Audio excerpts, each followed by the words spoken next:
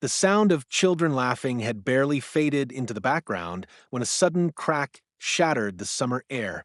At first, I thought it was a firecracker, until I saw my mother collapse to the grass, clutching her chest, blood blooming across her picnic blouse like a spreading shadow. My 5-year-old daughter let out a scream I will never forget, a raw, guttural cry that sliced through every fiber of my soul. And there she stood, Karen, still holding the gun, eyes wide, mouth slightly parted. She didn't run. She didn't scream. She just stood there, stunned at what she'd done. But what shook me more wasn't her aimless violence. It was the chilling truth that she had no idea who I really was. She thought I was just another dad, another HOA resident she could push around, another family she could bully into silence with threats and false authority. But she had just made a grave mistake, one that would ripple far beyond the confines of our neighborhood picnic tables and pastel lawn chairs. The crowd around us froze, some gasping, some rushing to help, others too afraid to move. My daughter dropped to her knees beside her grandmother, sobbing uncontrollably as I tore off my jacket and pressed it against the wound, trying to stop the bleeding, trying to stay calm. But something inside me had already shifted. I had spent my career enforcing justice from behind a badge, but that day I would learn what it meant to seek justice as a son and a father. The sirens were still minutes away, but I knew in that moment Karen's life was about to change forever. And so was ours. You might be wondering how a neighborhood picnic turned into a crime scene, how a woman like Karen ended up with a gun in her hand, and why someone like me, the deputy commissioner, was even there in the first place. Let me take you back to where it all began. It was a Saturday like any other in our quiet little suburban neighborhood, Oakwood Springs, nestled just a few miles outside the city. The kind of place where American flags flutter on porches, sprinklers hum in the early morning light, and families wave to each other while picking up their mail. I had moved there 5 years ago, after my wife passed away in a tragic car accident, looking for a place that felt safe, somewhere I could raise my daughter with a sense of peace and normalcy. Her name is Maya. She's 5 years old and somehow wiser than her years. With her curly hair always in pigtails and her constant curiosity about everything from stars to ants, she became the center of my universe the moment she was born. After losing her mom, the bond between us only grew stronger. And if there was one person she loved as much as she loved me, it was her grandmother, my mother, Linda. Linda had moved in with us not long after my wife passed. She was a retired schoolteacher, warm-hearted, fiercely protective, and the only person who could read Maya's moods better than me. She was our anchor, our calm.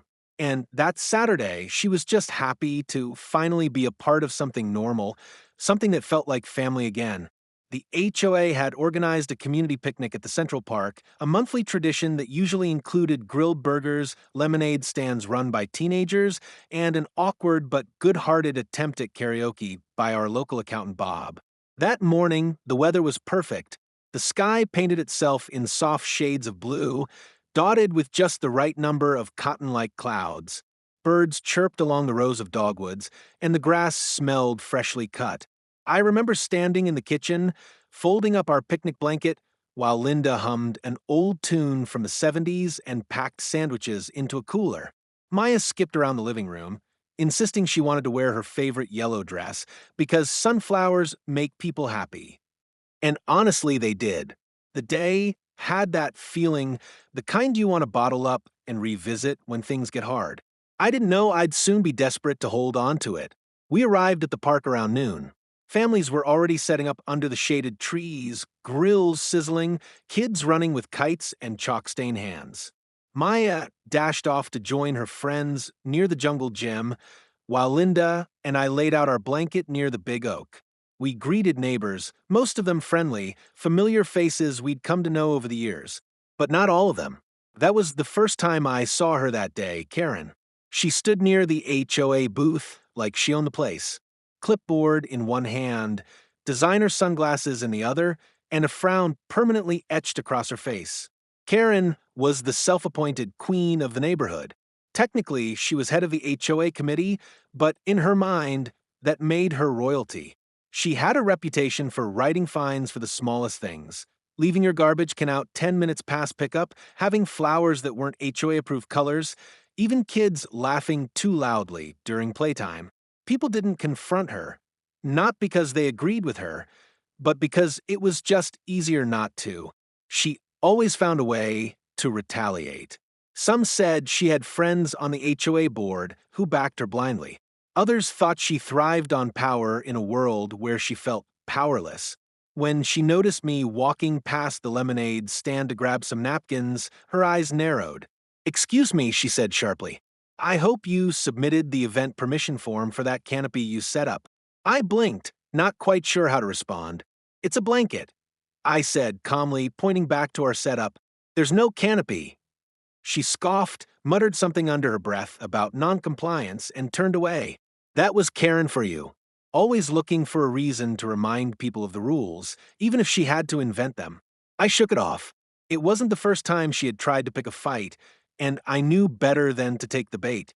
Maya had started a small game of tag, giggling uncontrollably as Linda joined her with surprising agility for a woman in her 60s. I smiled watching them. It was one of those rare, perfect moments where everything felt right. But the peacefulness didn't last. As the day wore on, Karen kept circling. She made a fuss over someone's Bluetooth speaker playing music that was too loud, even though it was barely above conversation volume. She lectured a teenager for excessive bike riding near the grass, and even told a family their dog wasn't allowed, despite the fact that the HOA had approved leash pets last year.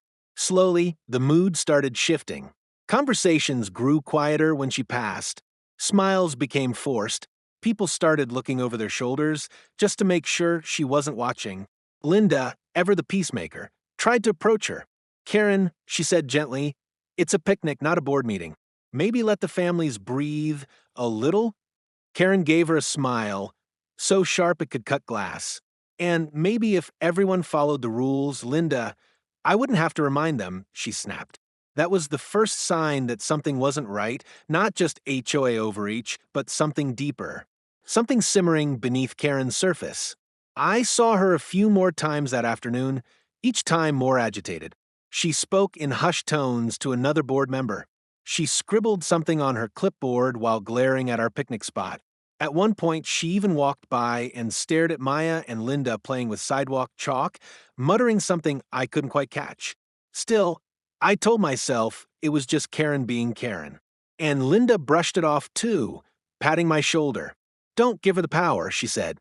"People like her thrive on attention." And I believed her. I wanted to believe her.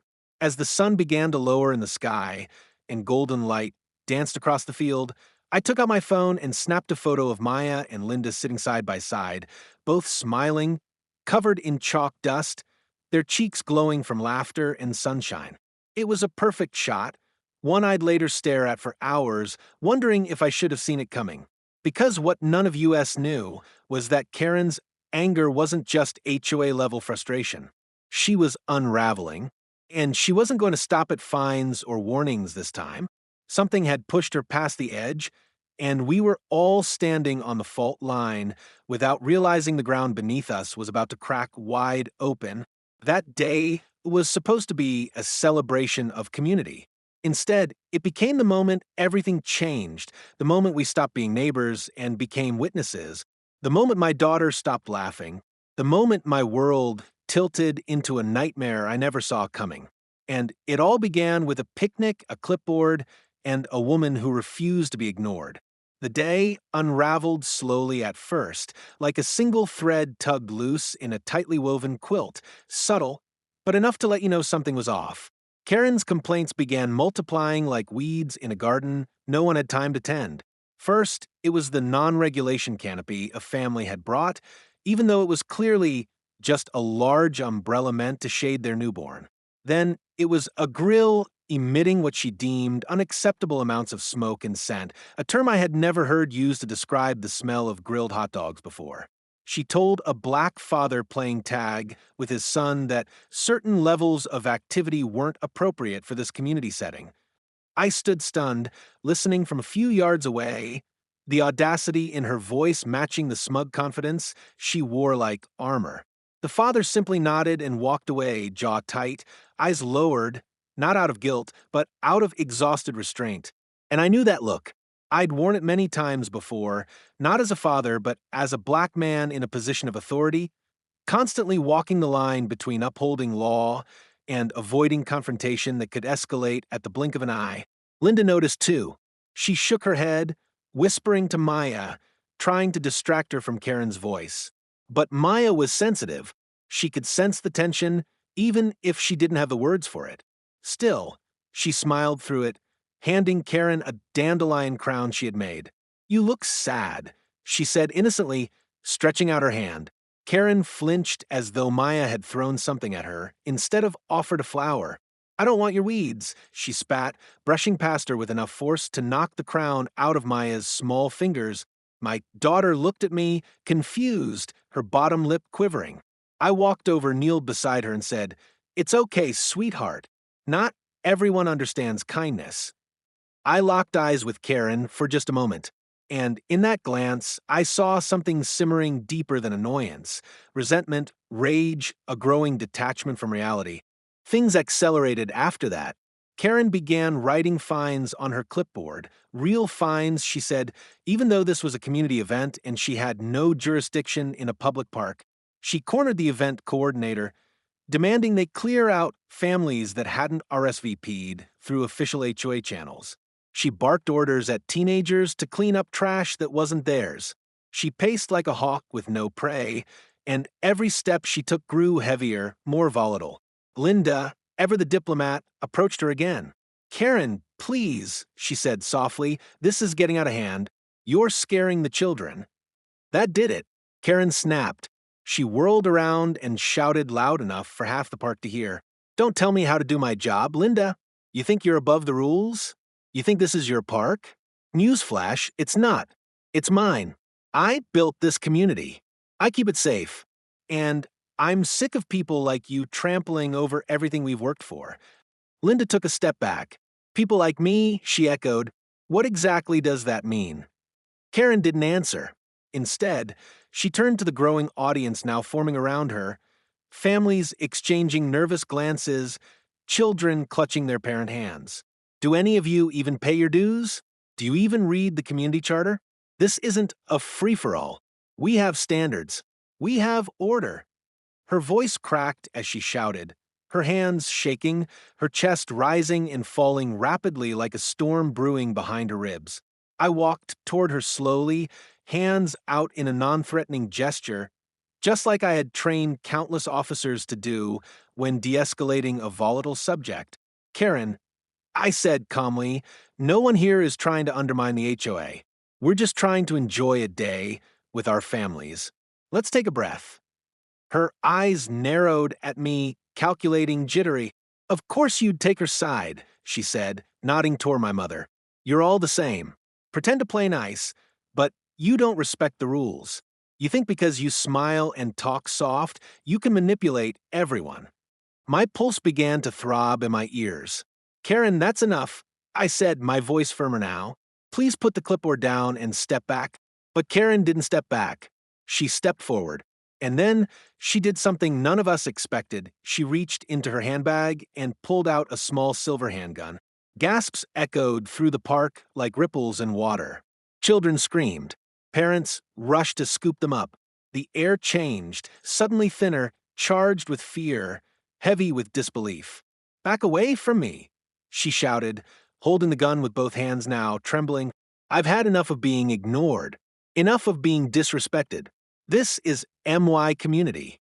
I won't be disrespected on my own turf." I froze, my instincts as an officer warring with my instincts as a father.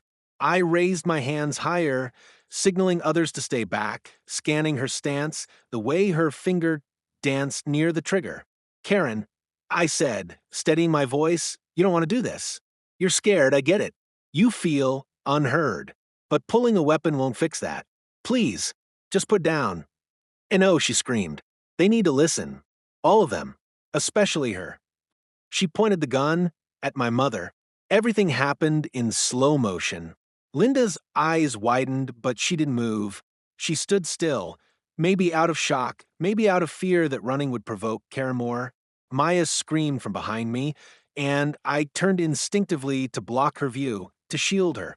But in that split second, I couldn't stop the sound that came next. The shot, loud, sharp, final. The blast echoed off the trees, silencing everything else. My mother collapsed to the ground like a marionette whose strings had been cut, her hand clutching her shoulder, her body crumpling beside the blanket where just an hour ago she'd been laughing with Maya over juice boxes.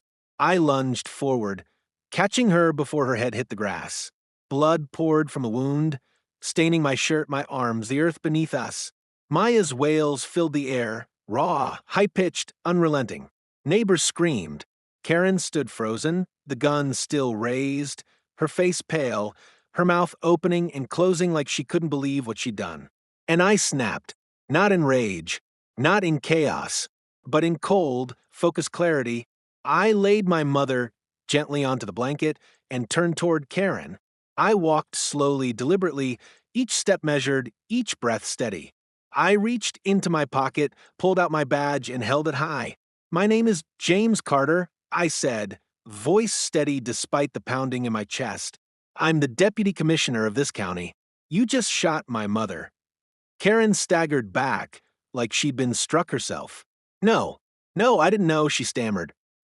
You're not supposed to be." Her knees buckled beneath her, and she dropped the gun as two other men tackled her to the ground. I shouted for someone to call an ambulance, for someone to keep Maya safe. Sirens were already approaching. The neighbors who once whispered behind hedges and shook heads at Karen's HOA antics now stood in horrified silence, watching the consequences of enabling someone like her play out in blood and pain. The EMTs arrived in minutes, but it felt like hours. They loaded my mother into the ambulance, oxygen, mask on her face, and four already hooked into her arm. "She's stable, but we need to move," one of them said. I nodded, climbing in after her while a neighbor, God bless her, held Maya close, shielding her from the flashing lights and Karen's screams as she was handcuffed and led away.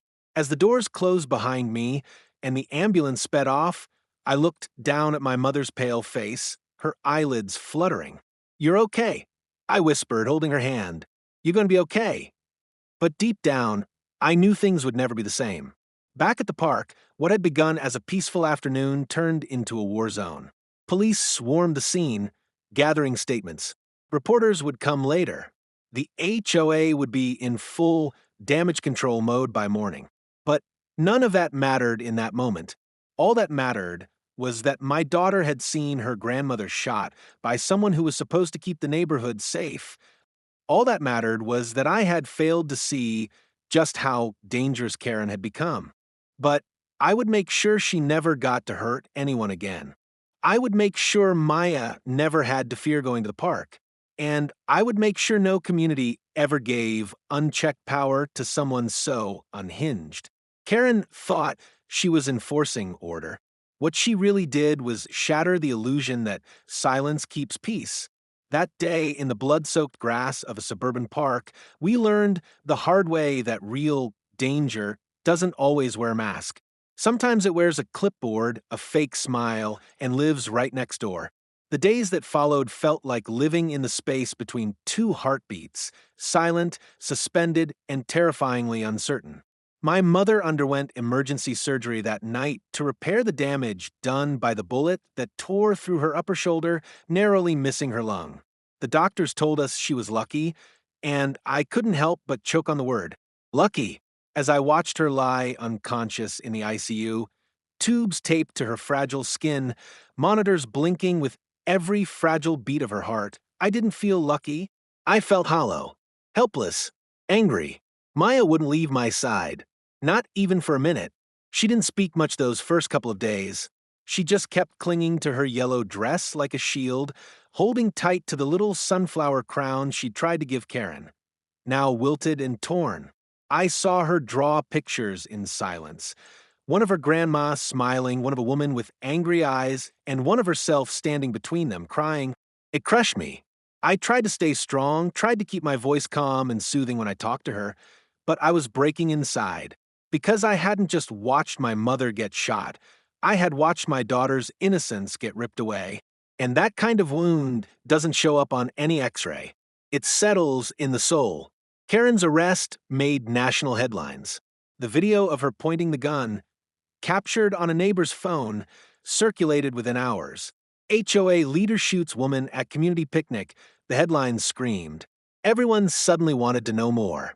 Local news vans parked outside the neighborhood gates. Reporters chased neighbors for interviews. HOA board members scrambled to issue a statement distancing themselves from Karen's actions, claiming she had acted independently and without board approval. But we all knew better. They had enabled her. For years, they let her harass, bully, and intimidate residents under the guise of maintaining standards. They ignored complaints. They laughed off her outbursts. And now, a woman lay in the hospital because of that negligence. I wanted accountability, not just for Karen, but for the culture that allowed her to spiral unchecked. Karen was denied bail. The court deemed her a danger to the community and a flight risk. I attended every hearing, every arraignment, every procedural check-in, dressed in the same navy blue suit I wore when I stood before City Council as Deputy Commissioner. But this time, I stood not as a public official, but as a son, as a father, as a man demanding justice.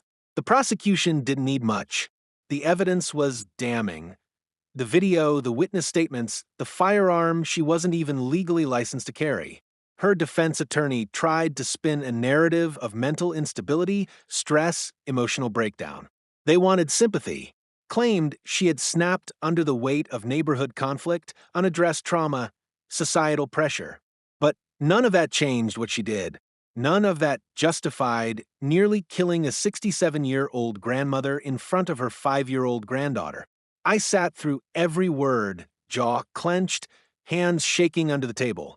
And when it was finally my turn to speak, to read my victim impact statement before the court, I didn't hold back. I told them about Linda, about how she used to teach 3rd grade for 30 years, always bringing books to donate to the school library, about how she loved crossword puzzles and chocolate-covered almonds, and how she never missed a single parent-teacher conference after my wife died. I told them how she was the glue that held our broken little family together, how Maya now cried out in her sleep, afraid someone would shoot her next, how I, a man trained to face armed suspects and violent crime scenes, had never felt more powerless than I did that day, kneeling beside my bleeding mother while holding my daughter in my arms. Karen didn't just fire a bullet, I said, my voice raw, cracking. She shattered trust.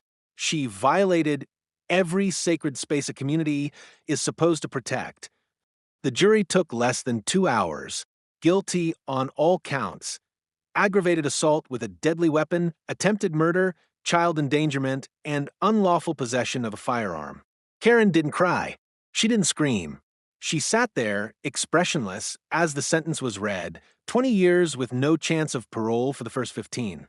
Some people said she deserved worse. Some thought it was enough. But for me, it was never about revenge.